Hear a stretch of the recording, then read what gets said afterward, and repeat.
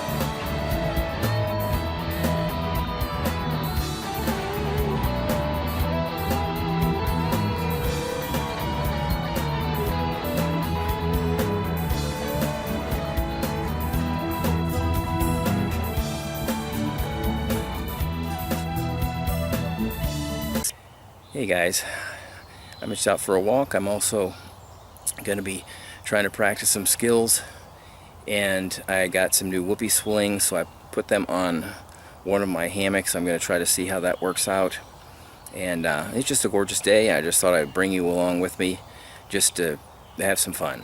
Stay with me. Boy, it's gorgeous out here, but everything is real muddy because we had a major storm the last couple of days, and the trail is covered with mud.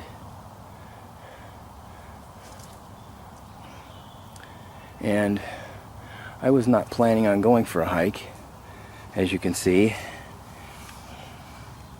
I didn't come prepared, so I'm just wearing my tennis shoes.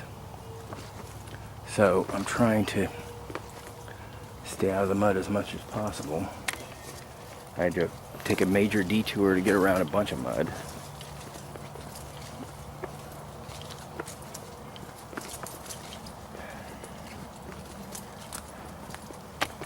But I just had to get out, and this is a solo flight for my camera because I'm not sure if it's even recording, because my sweet and old dog caught his cord around the bottom of my tripod, and it was running. Everything was open and it was running, and it ended up slamming it right down on concrete patio, which broke the side of the camera, and I had to push the lens back in. So I'm not even sure if this is going to work out, but it's kind of a test. Okay, I put the only straps I have are for an Eno hammock, so they've already got the loops in them, but I probably won't be using those. And this is the other tree, and they're also pine trees, which there's two negatives with pines. One, pine resin, and the other thing is you never want to, if you all possible, it's not a good idea to set up your hammock in a pine grove because of how often they drop their leaves. But this is just for a little demo thing. I'm just testing to see how this works out, so I don't really care right now. These trees weren't exactly perfect, as far as they were a little bit too close together, but what I did is I just wrapped the strap around, and then I took a loop in it, and then folded the loop up and made like a slip knot, and then attached the Whoopie Sling through a carabiner. There's the Whoopie Sling, and it had to be adjusted almost all the way up. So that's very close, but I'll show you how I did the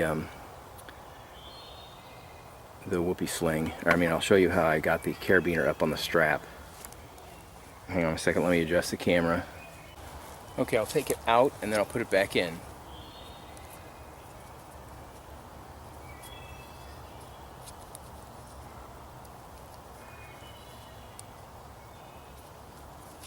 Okay, now it's out. So all you do is you fasten the strap on, so you don't have to have any loops at all. And you take the strap and you make an overhand loop, just like this. Let me get this under my, so you're not looking at it, okay? Take the strap, make an overhand loop, just like that, and then just fold it up and then grab behind it and then come in with your carabiner, just like this. See if you can see that.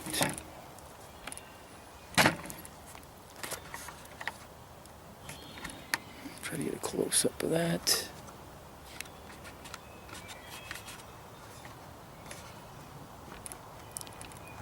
Okay, I'll do it one more time.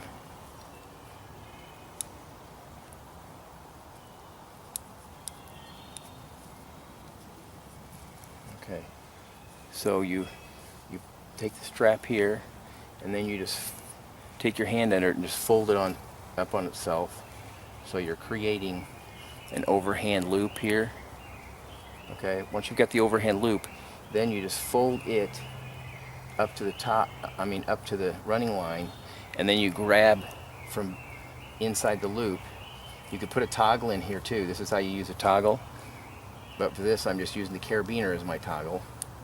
So I go through here, and then just pull it snug, and that won't come out. Okay, that's how I've hooked them all up. First off, let me just say that you do not want to have your hammock strung tight to the trees. That puts a maximum amount of force on it, and you can actually rip it, and they're not designed for that.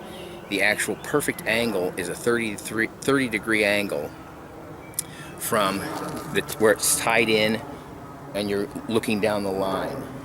So let me look at this one here. I'll show you this one over here.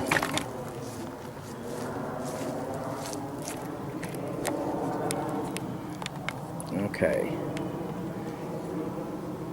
The angle I'm talking about is this angle right here, from where it's hooked to the tree down this line. And this actually, the angle is across here. So the angle that's formed by this is basically a hypotenuse. This is like, you use this as the y-axis, and this is the x-axis of a right triangle. So this is coming up here. So the hypotenuse is your line that's coming down, and the angle right here is the one that's formed right there. Okay, and this angle right here is supposed to be about 30 degrees, and on mine it looks like it's a little steeper. So in order to make it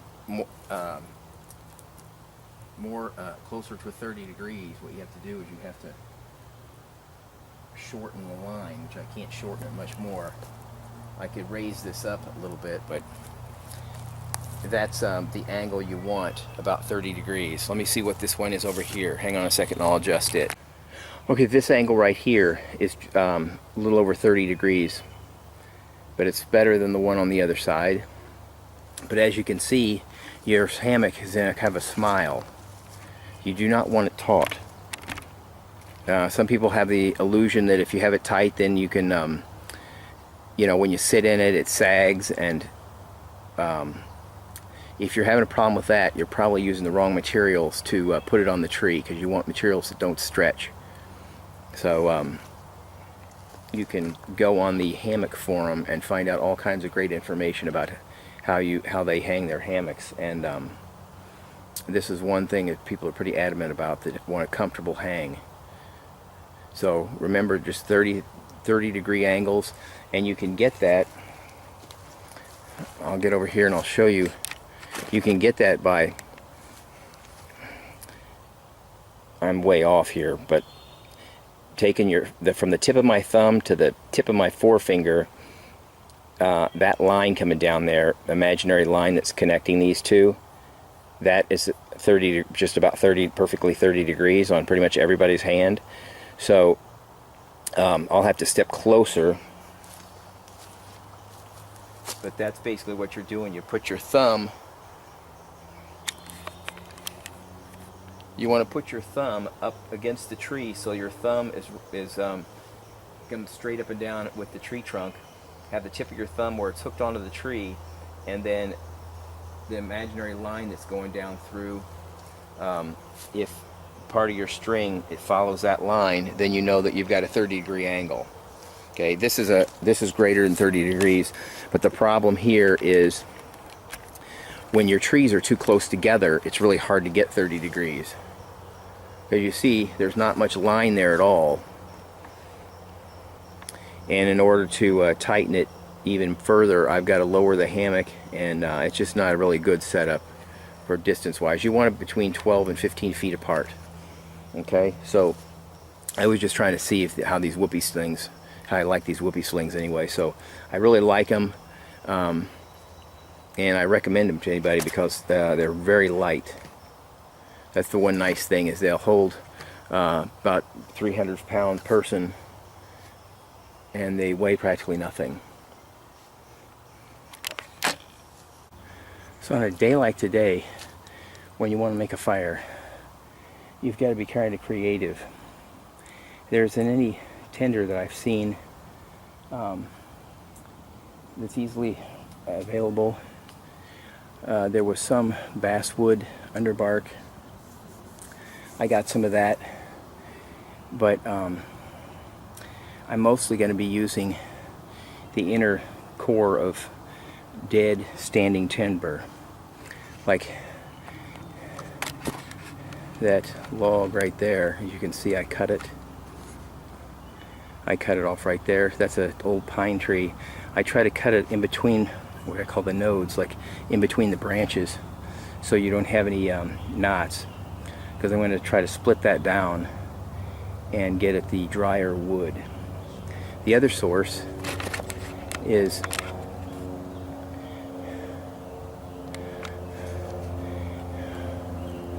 over here. You've got all this, all the sticks that are sticking off that one big log that fell, that's pine, but all the branches that are sticking straight up that's off the ground, those are going to be the driest. They still have dampness in them, but they'll be a lot drier than stuff that's on the ground. Other places you can look is, I'll pan over here.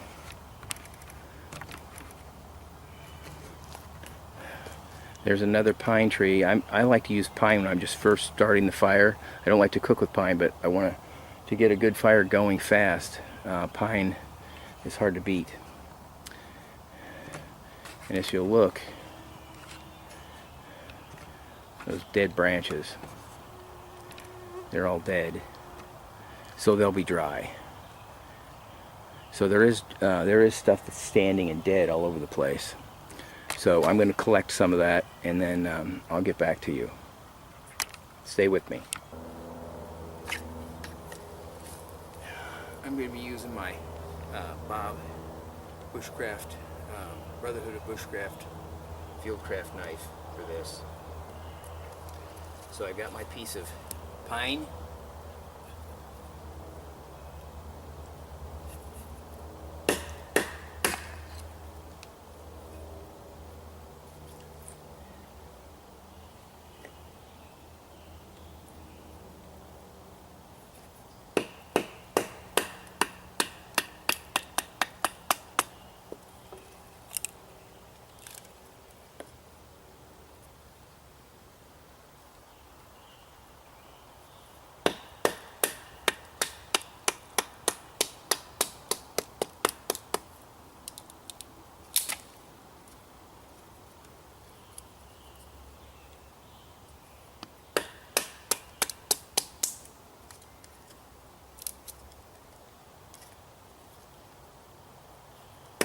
pieces feel dry now. Just want to try to keep them off the ground, if at all possible.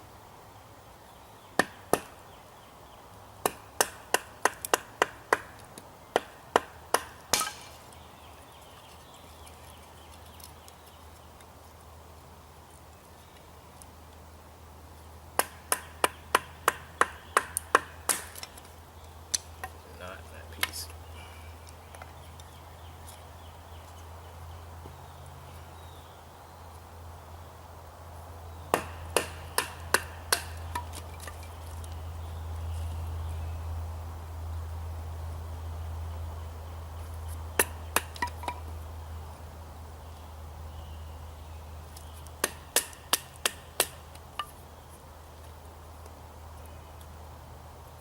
Trying to get rid of the wet stuff.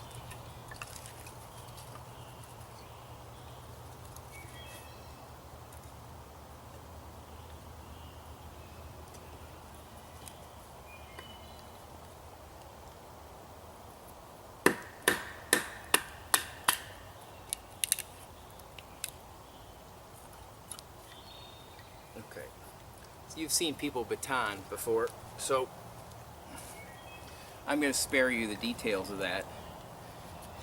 Basically what I'm doing is I'm just getting to the dry stuff, and when I get down to some smaller stuff, then I'm going to just start trying to create some feather sticks.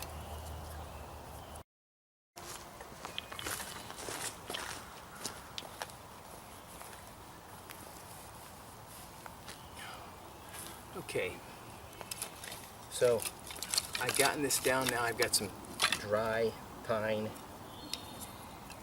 and once again I'm using the Tops Bob's Fieldcraft knife. Love this knife. It's the one that's got the green and black G10 scales.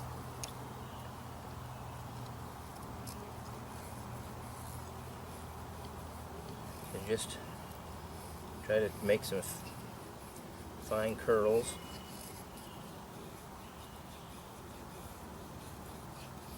And I don't even care if some of these fall off, because I'm doing this over my seat that I carry with me in case it's wet.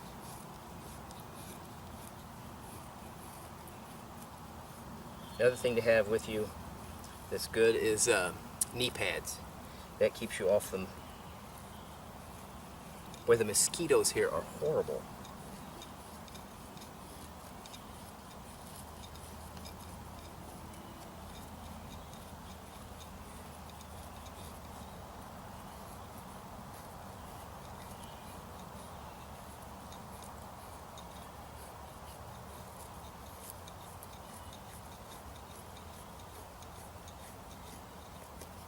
There's a cloud of them hovering all around me.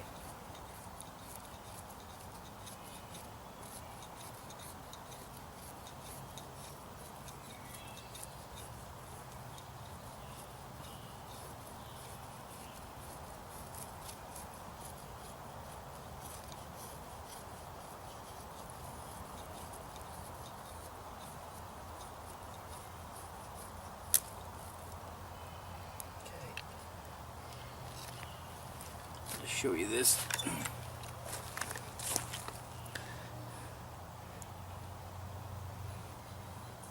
Okay, so that's just what you want, really feathery thin curls.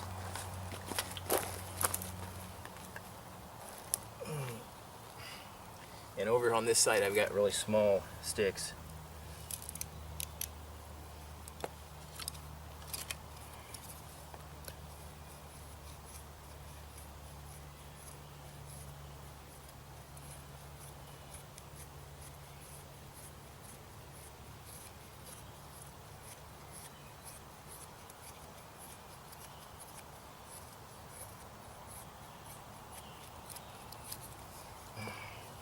Let me show you something else that I carry. I've got these in here in a bag.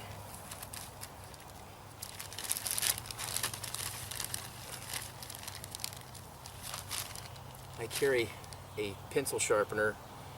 This is a magnesium body, so you can actually scrape it if you have to. and it's got two openings, one for a large pencil and one for a small one. I used the large one. And what I did, and I've showed videos before on the finding fat wood, is I split some pieces of fat wood so they're small enough to fit in the pencil sharpener,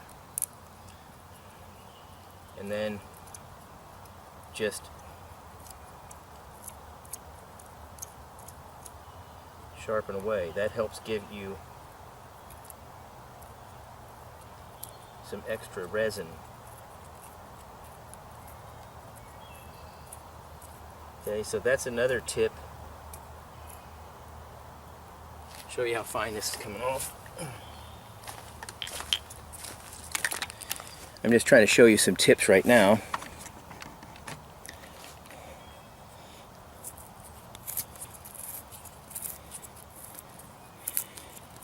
That is like paper thin, and this is a piece of fat wood, so you can imagine how good that would be. So I keep this pencil sharpener. I also use this for my pencils that I keep in my pack so I can make notes.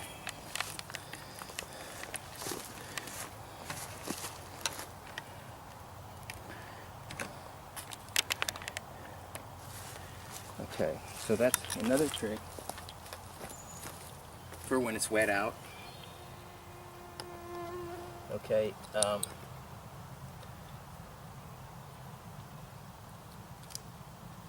show you another one. I'll have to bring you over.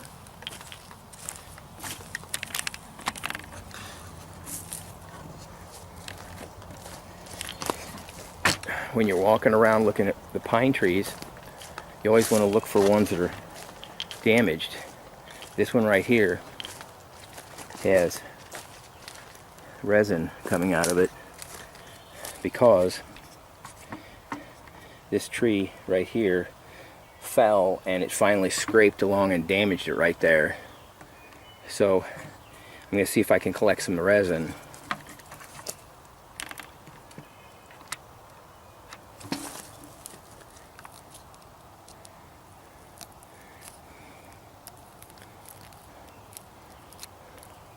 So this is really good to have.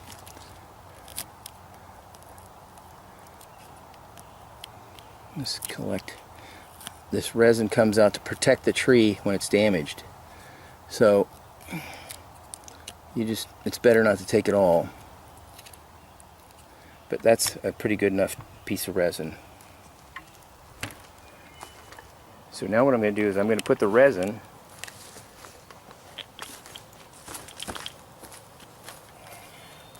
I'm going to put this resin on these feathers.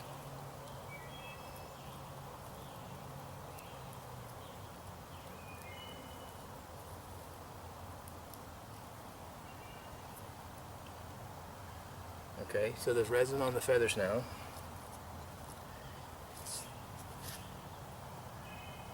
I'm going to try to make a few more.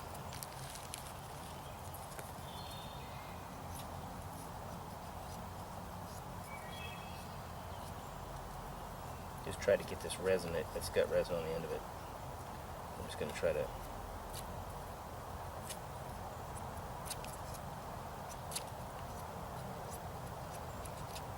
okay.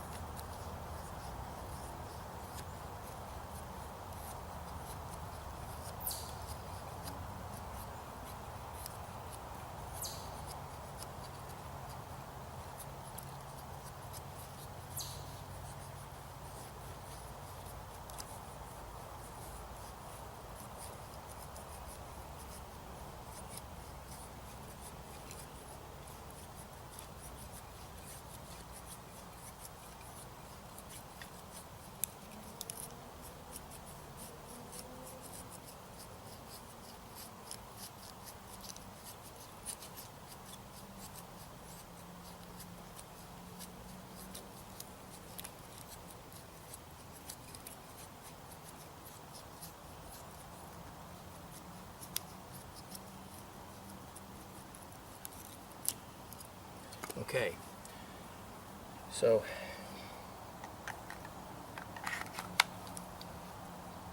Now I got these covered with resin. What I'm going to do, I'm going to try to put these up here where you can see them.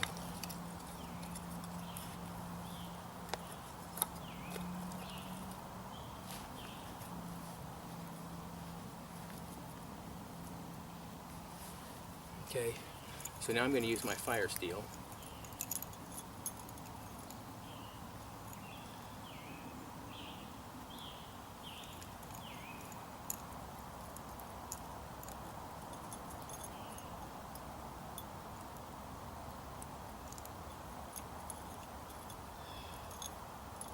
Okay.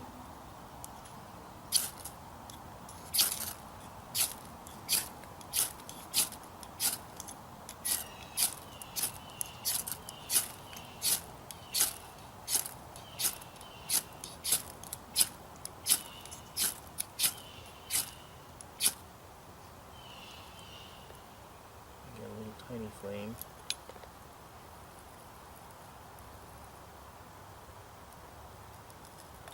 There we go. So now we got this resin going.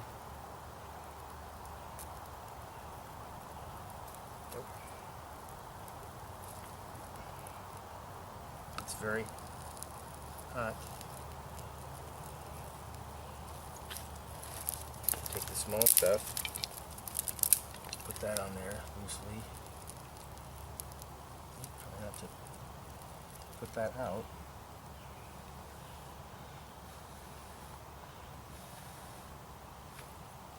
I was careless and I almost put that out.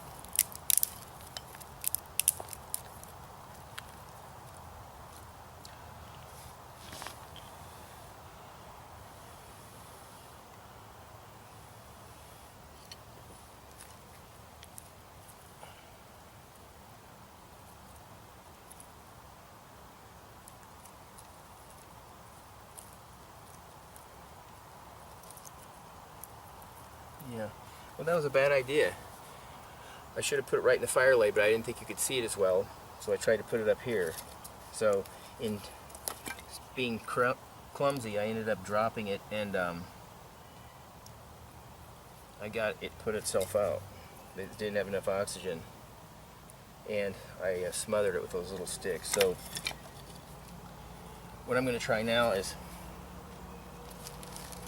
I'm going to try using a flint and steel and some of the dried grass and this inner bark that I collected a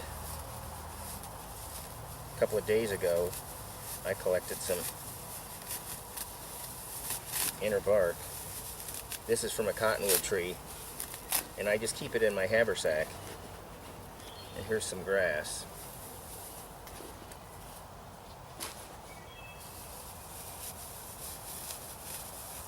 So I'll show you another technique. I'm going to use a flint and steel and a piece of charred cloth.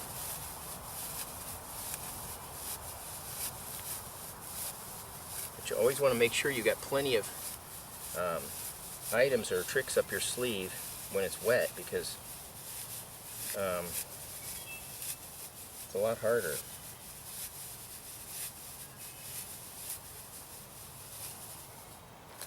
Put this down here.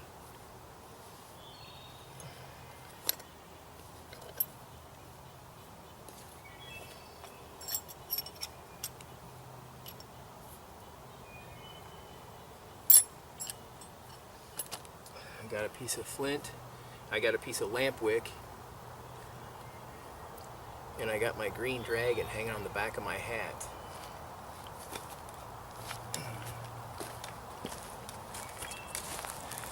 This is one of the ones that I sell on my website. I think that's really cool looking. I just painted it green just so it wouldn't rust.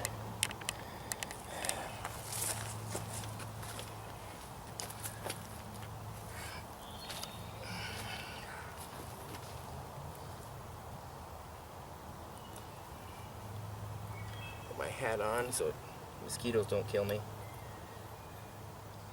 So here I go. I'm going to try using a flint and steel now.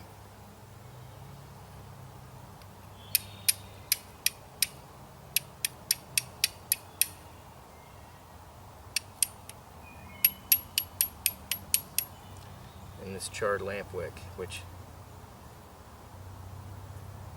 is usually pretty good, but it's really damp out.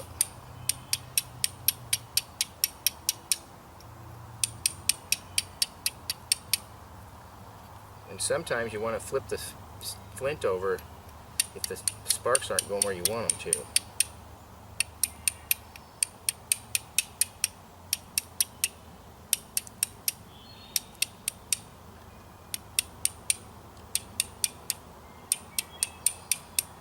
There we go, fine. Oh, it went out. This must be damp.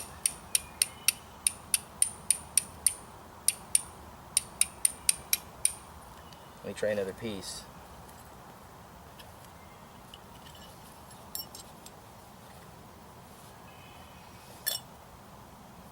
Okay, I hope this will work better. You also want to try not to touch it where you're going to be having the spark land. There we go. See the difference? 2 hits.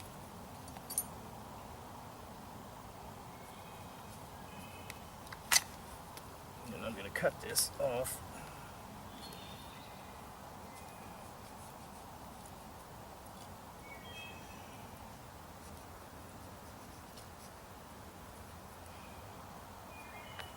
So I don't use it all up.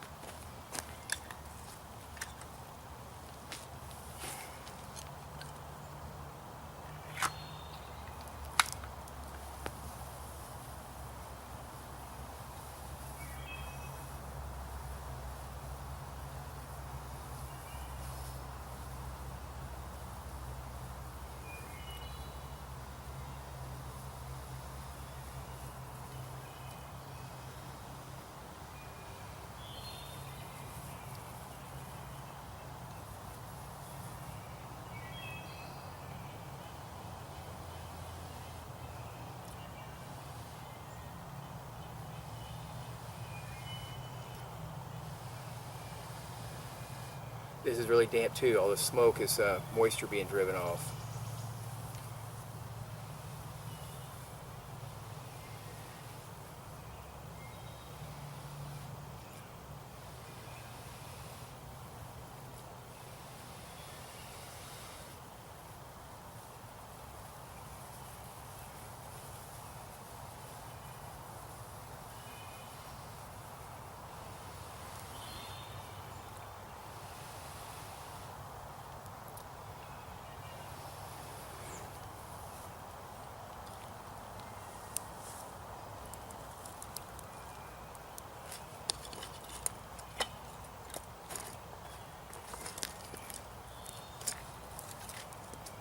More smalls.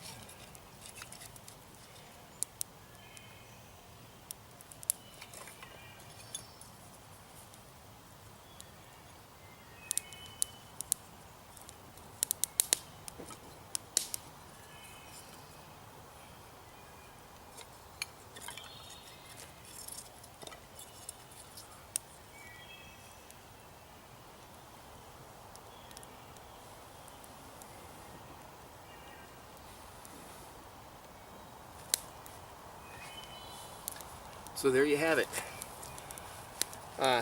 The modern method, due to my clumsiness, failed, but because I had some bird's nest material in my haversack that was relatively dry, I was able to use a primitive method and get it started. So it's nice to, that's why I was showing you different things that between pine resin, fat wood, carrying tinder with you. I also have a whole bag of tinder that I have in my pack, but this was just some stuff I had in my haversack. So, and I passed some basswood that I could have gotten some inner bark from, but I knew there was going to be a time constraint. It does take a long time to work that inner bark until you get it down to where it's like this rat's nest looking stuff. I hope you enjoyed this. I hope you enjoyed seeing how I hung that hammock with Whoopie Slings. And as always, please subscribe, like, and also don't forget to stop by my channel, wildernessselfreliance.com. And until we meet again, God bless. I totally appreciate all of your comments and your views, and I really appreciate all of you guys. Thank you so much for just allowing me to, this is sort of an outlet for me, and it's just really great.